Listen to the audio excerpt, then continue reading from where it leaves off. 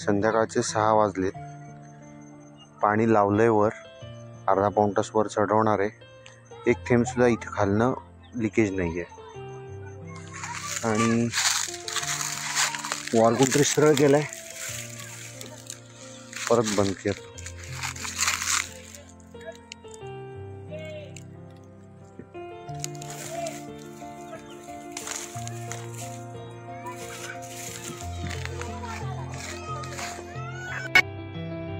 आपण वड लावला होता, तिथे थोडासा छोटा तयार केला होता. त्या ठिकाणी आपण आता चारी थोडीशी खोल केलेली, वरची माती काढून आम्ही झाडं लावताना त्या झाडांना वापरतोय. पुढे उन्हाळ्यामध्ये जेव्हा काही आपली झाडं लावायची कामं थांबतील त्यावेळेस आपण चारी खोल करून घेणार आहोत, जेणेकरून डोंगरातलं पाणी इथं उरलं जावं म्हणून. आता आम्ही फक्त याची माती दुसऱ्या झाडांना वापरते. आणि आज आम्ही नांदुरकीची झाडं, वडांबरोबर आम्ही नांदुरकीची झाडं लावणार होतो. तर ती नांदुरकीची झाडं आम्ही लावलेली आहेत. 15 दिवस फांद्या आणून माझ्याकडे पाण्यात ठेवलेले आहोत. आता बघूया काय होतं. आम्ही सुरुवात केली आहे. या पिंपळाच्या खाली एक खड्डा होता, त्या ठिकाणी आम्ही नांदुरकीचं झाड लावलेलं आहे खडकामध्ये. आणि ही झाडं डोंगरावर अतिशय चिवट परिस्थितीमध्ये टिकून राहतात, त्यामुळे आम्ही ते झाड या ठिकाणी लावलेले आहे. आणि बाकी खड्डे आपले आहेत ते वडांसाठी वगैरे आपण ठेवलेले आहेत. काही ठिकाणी आपण आंबे लावणार आहोत गावरान.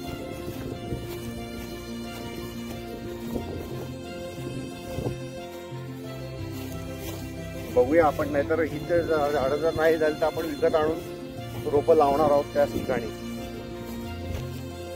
काल वणवा लागला होता, वणव्यामध्ये झाडं बरीचशी होरपळून निघाली. आपण लावलेली किंवा बेलाची झाडं त्या ठिकाणी आता वणवा लागून गेला, त्यामुळे आता वर्षभर तरी या झाडाला टेन्शन नाही आहे. म्हणून आम्ही या ठिकाणी एक झाड पिंपळणीचे लावलेले. बाकी खड्डे तयार आहेत आमचे. फक्त आता कसं आहे, वडाच्या झाडांबरोबर नुसती वडाची झाडं न लावता आपण बाकी झाडं पण लावतो आहोत. हे काय, थोडंसं करवंदी झाडं त्याला पाणी टाकले, खालच्या ह्यानी थोडंसं होरपळलं झाड. अशी 2 करवंदी झाडं होरपळली खालच्या, त्यांना पाणी टाकलंय. आणि एक झाड लावलेलं. म्हणजे आपली इथं 3 झाडं झाली.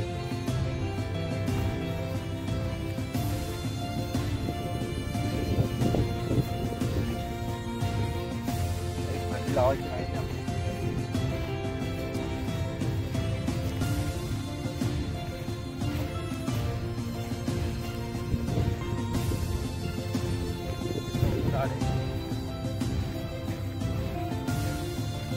या ठिकाणी जवळ आपण वडाचं झाड लावणार आहोत.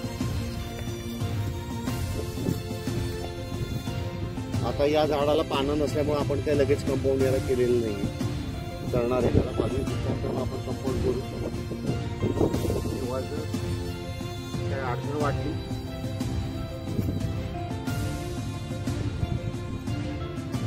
तर आपण नवीन झाडं आणून लावू. आता काही खड्डे जे ठेवले आहेत ते वडांसाठी खड्डे आहेत, त्या ठिकाणी वड, आंबे वगैरे ही झाडं आपण लावणार आहोत.